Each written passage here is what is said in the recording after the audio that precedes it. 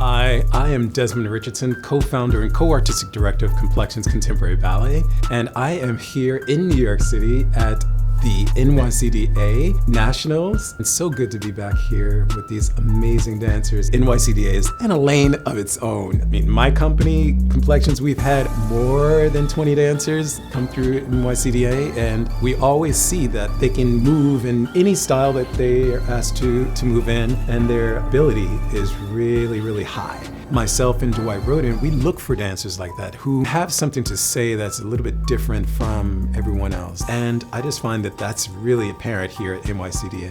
Myself, Dwight, and Joe, we always conversate.